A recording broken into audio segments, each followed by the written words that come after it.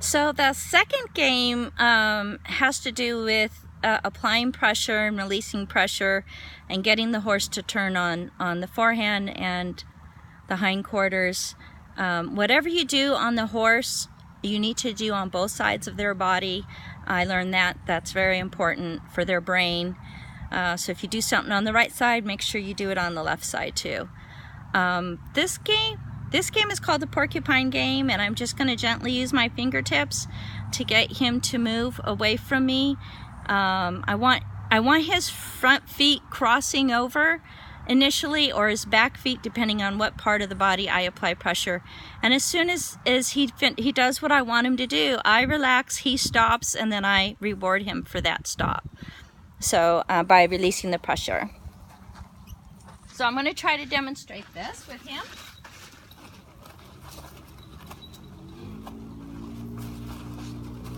See if we can get him facing the camera here. So again, I'm just going to gently apply pressure to this part of the body. He should stand still when I'm patting him, but if I use my fingertips and apply pressure, he should move away from me.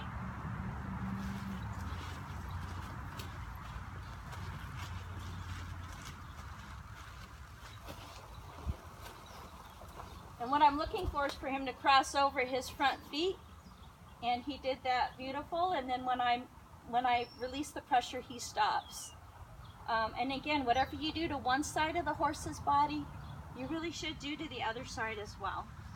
So I'm going to come over here. I'm going to act like I'm going to put pressure on the back, but I'm just rubbing him down. I never follow the same pattern because I don't want him to anticipate what I'm going to ask him.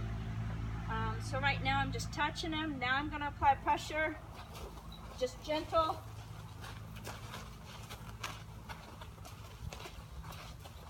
And he easily turns for me. Now we're going to do the same thing, but we're going to do it on his backside, both sides. So it's also important to make sure you're not wrapping the rope around your hand. That's a big mistake. So I'm just going to apply a little pressure back here, and he's going to cross his hind legs until I stop him and rub him out. And then again, I'm going to do it on the other side of his body as well. I'm going to apply just a little pressure, and he's going to cross his legs, hopefully keeping the front still. The third game, no, that's 4 games. The fourth game is similar, except this time I'm not going to touch him. I'm going to apply a rhythmic pressure, and I'm going to get him to move the same way, front, back, front, back. So this time I'm just applying pressure without touching.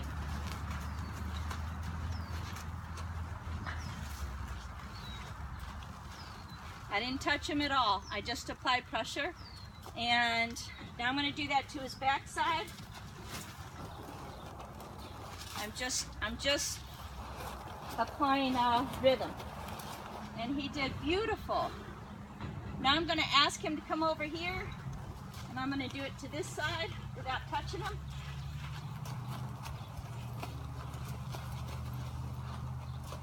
And then I'm going to do the back as well.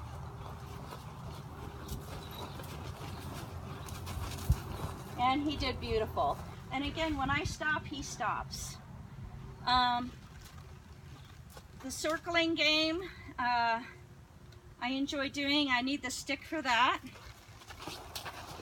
So with the circling game, I'm actually going to have him walk, trot, and canter. I want him to go at the speed I'm asking him to go at, and I'm going to have him change direction depending on where I point him.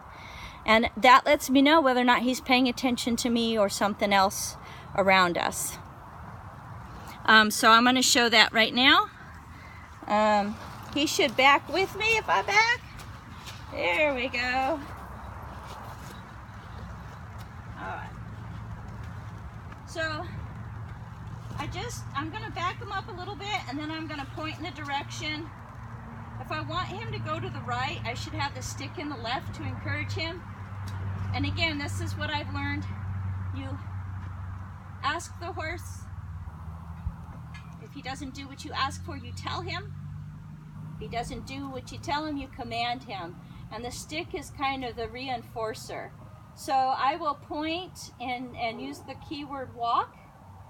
And then I will, if he doesn't do that, I'll use the stick to remind him that that's what I want him to do. So initially I'm going to point. I'm going to ask for a walk. And I'm not going to chase him around. I'm going to stand still and let him go around me. Because if he stops or changes direction or changes speed, at that point I will correct him. But right now he's walking really slow. He can be lazy, but he also, if I ask him, he will speed up. The trot is a cluck sound. So I'm going to point again and cluck, and he should trot for me. Oh, he's cantering, so I'm going to slow him down and ask for a trot again. I only correct him if he's not doing what I ask him to do. Now if I want him to canter, I will point and kiss.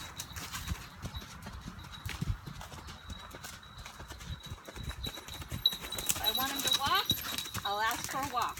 Walk. Walk. Good boy. If I want him to change directions, it's pretty simple. I kind of step in front of him and then I point the other way. And he will turn and go the other way. Again, I don't want to spend all my time chasing him around, which is funny because that's how he got his name Chase. Because when I first got him, I couldn't catch him. Walk. I didn't ask you to trot. He tends to anticipate what I'm going to ask him to do. So again, he's a really smart horse, and I will change things up on him.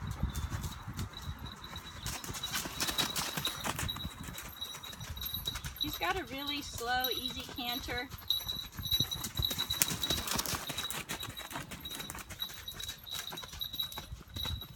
I'm going to see if he'll trot now.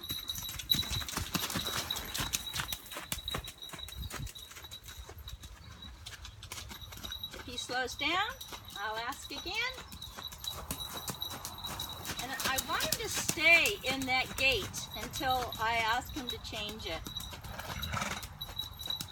I'm going to ask him to walk, and he just slowed right down to a walk. I think walk is his favorite. And when I'm done, all I have to do is look at his rear end,